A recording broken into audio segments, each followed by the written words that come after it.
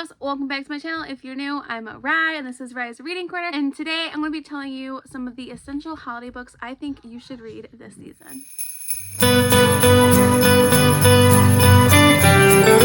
Hello, I'm Rye and this is Rye's Reading Corner. The first time you're seeing my face, if you've not hit the subscribe button, please do so. It's super easy and it really helps my channel grow. So as you can tell by my thumbnail and my little introduction, today I'm going to be sharing with you holiday books that I think you should read this holiday season. I love holiday themed books and I try to cram as many as I can in the November-December month so that I can just enjoy them and be in the holiday spirit. And so these are 6 books that I have read from last year and this year that I think are essential holiday books that everyone should read this year. So I'm gonna go in no particular order, but let's get started. The first one is a book that I feel like has been really popular on BookTube recently. It did come out last year, but it is Lovelight Farms by E.K. Borison. This is an adult romance story, and I absolutely loved it so much that I ended up buying a physical copy about this. So our main character has always had this dream of owning this Christmas tree farm that has been in her town, and when it comes up for sale, she is able to buy it. However, she doesn't realize how much money and time it will take to own this farm, and she is in some financial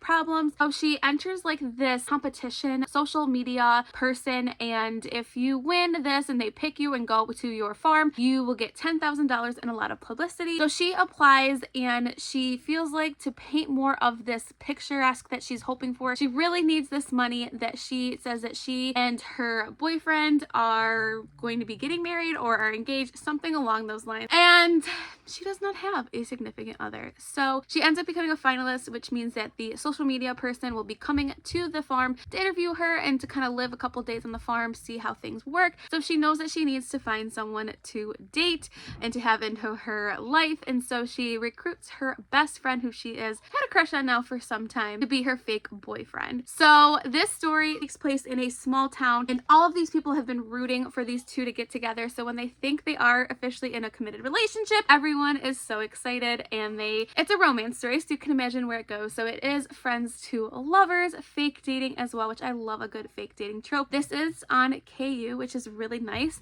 and I just really enjoyed this one. Small town, cozy feels, and it's perfect, and I cannot wait to read the rest of the series. The next one I want to recommend to you is actually a middle grade, and this is called The Christmas Carols, and this is about a young girl who is consistently surrounded by holiday cheer.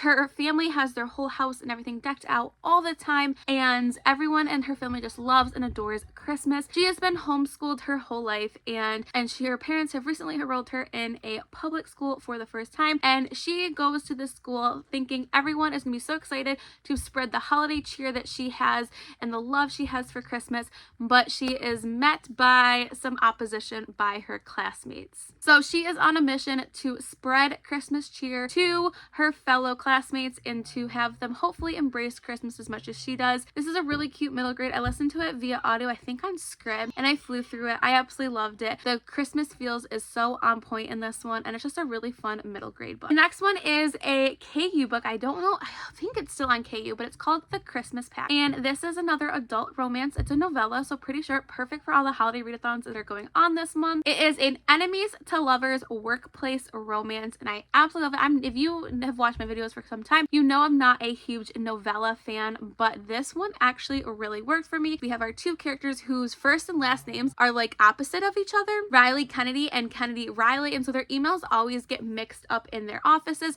even though they actually don't necessarily know like each other personally. Just their emails all constantly get mixed up, and she cannot stand him at all. She despises him so much, and again, most of their interactions are strictly through emails, but they happen to become encountered with each other, and they end up fake dating. So it's like enemies to lovers, fake dating, and they have to go to each other's family's Christmas events, and you know, things happen. So this one was really fun for me to read. I really enjoyed the animosity that was between these two people. I wish we had a full-length novel of this one because that's what I loved it so much, but I love a good enemies to lover. The Christmas vibes are there, and I love an office place romance, and I thought it was interesting with the names like kind of being split up and their emails males being what kind of gets them to hate each other. I just thought it was like an interesting take on an office romance, so definitely I would pick up that one. The next one was one I read last year. It was on KU. I don't know if it's 100% still on KU, but I did love it so much I bought a physical copy if you can see the pattern. This is called The Greek Who Saved Christmas by Anna Beth Albert. This is an age gap male-male romance, and it's also Grumpy Sunshine, so lots of buzzwords for me. We have Gideon, one of our main characters, and he's super into holidays, decks the town out in their community. And then we have our older protagonist, Paul, who's kind of like the Scrooge. He does not decorate his house at all, but then Paul gets a call from his younger brother, who he pretty much raised, that he is coming home from the holidays. He cannot wait to see all the festive decorations like they had growing up, and so Paul is in a panic. So he enlists the help of Gideon to help get his house all decked out for the holidays, even though he is kind of the Scrooge of the town, doesn't typically decorate. So the two of them spend lots of time together and they form a friendship, and then it leads to other things. This book was really spicy. I loved it. It's a really quick read,